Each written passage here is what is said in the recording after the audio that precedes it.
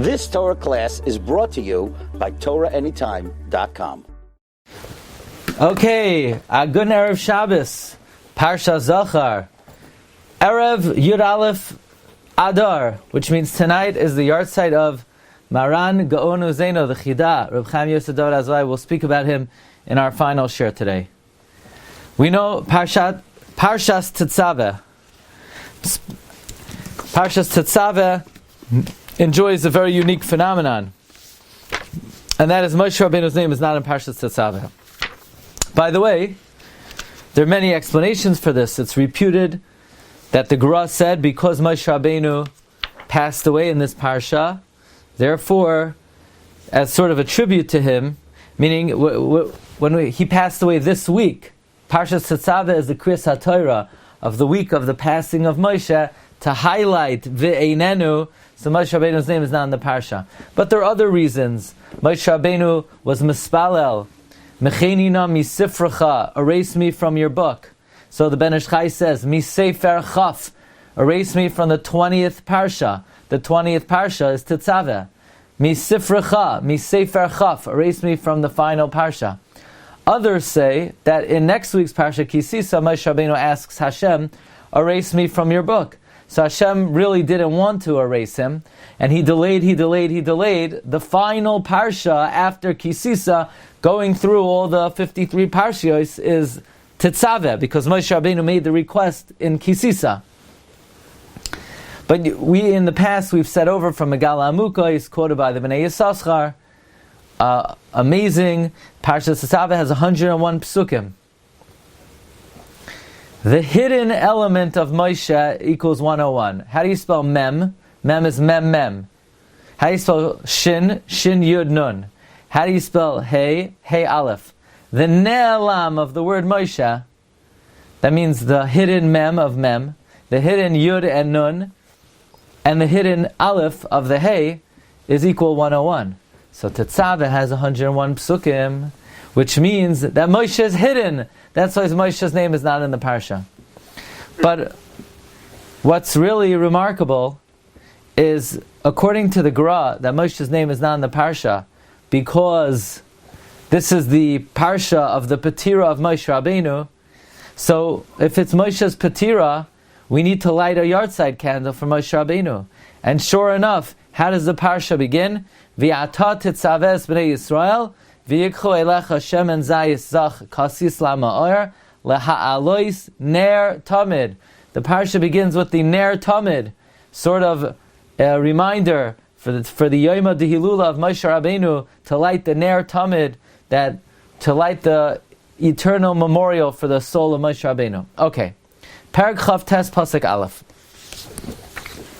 Now we know there's a machlokes between Rashi and the Ramban regarding the command to build the Mishkan. Was the command to build the Mishkan after the Chet HaEgel or before the Chet HaEgel?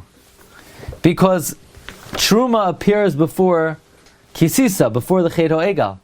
But some Rishonim say if the command to build the Mishkan was before the Chet HaEgel, then how did Moshe Rabbeinu know after the Chet HaEgel that Hashem still wanted us to build the Mishkan? And therefore some Rishonim learn Ein Mukdam U'Meuchar B'Torah, that the command to build the Mishkan really came after the Chet HaEgel.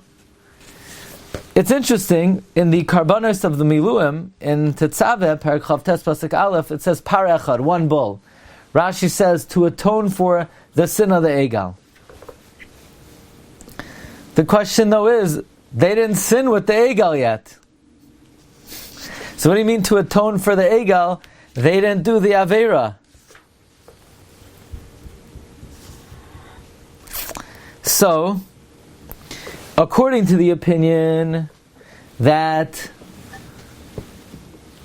they didn't sin yet, then it's certainly of note. Look how much Hashem wants us to be niskaper. Hashem was makdim the refuah to the makkah even before they sinned. And even according to the Shita, that the Chet HaEgel happened already, right? According to the opinion that the Chet HaEgel happened, but nevertheless, the Torah wrote the kapara for the Chet Egel, before the Chet Egel, to be koiveya in the reality that even though, yes, the Chet Egel happened, but by writing the atonement before it happened, it's like it was established in creation, an atonement before the sin was even committed.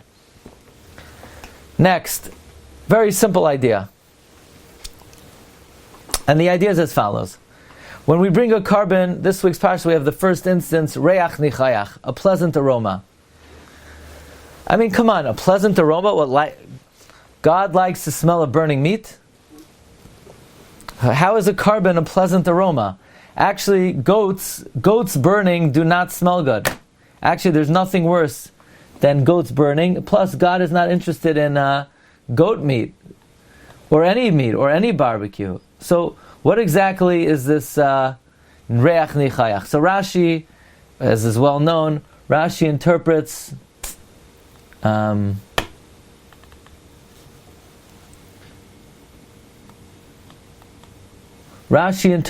reach nichayach as I commanded and you listened to me.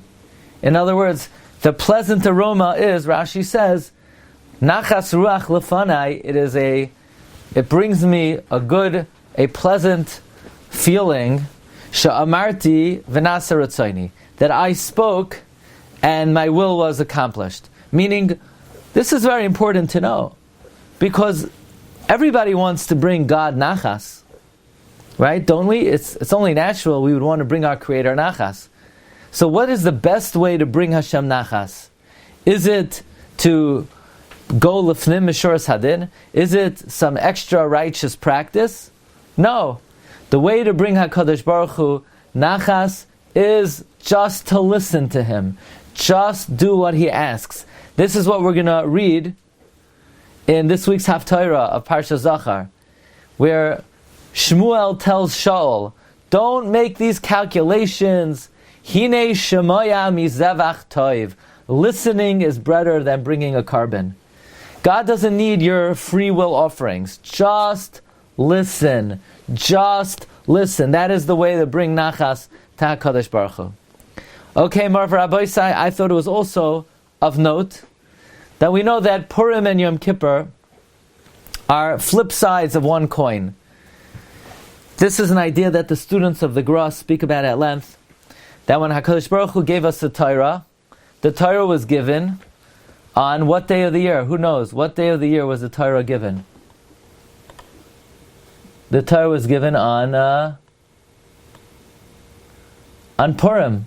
Excuse me, not on Yom Kippur. Right? The Torah was given on... The Torah was given on Yom Kippur because the Luchos Rishonos, it didn't quite work out. They were broken. So the Luchos Shniyos were given on Yom Kippur. So really we should rejoice on Yom Kippur. The only problem is that you can't eat on Yom Kippur. So how do we rejoice on Yom Kippur?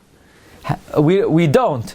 We delay it until Purim. Purim is the joy, is the hashlama of the happiness that really we should feel on Yom Kippur. So Yom Kippur is, so to speak, this day of spiritual elation for the Torah, and Purim is a day of physical elation for the Torah. It's interesting, by the way, both Purim and Yom Kippur we were saved from annihilation. Yom Kippur we were saved from the annihilation for the Chet Egel, and Purim we were saved from the annihilation of being Nena from the Suda of Achashverosh.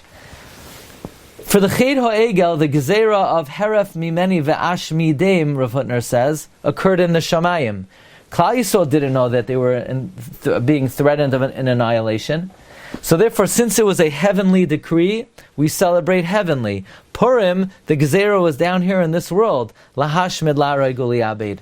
And therefore, we celebrate physically down here in this world. But bottom line is, Purim and Yom Kippur are flip sides of the same coin. I think it's very interesting then that the last pasuk in this week's Parsha, we said the first pasuk in this week's Parsha is like a remez to Moshe Rabbeinu. Why? Laha alois ner tamid. Ner tamid. However, The last pasuk in this week's parsha is V'chiper Aharon al Karnoisav Achas Bashana. That you will be atoned once in the year.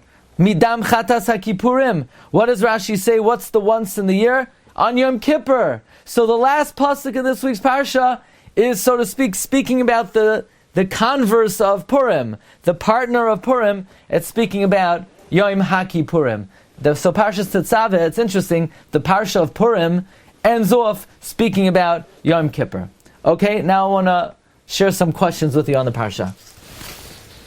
You've just experienced another Torah class brought to you by TorahAnytime.com.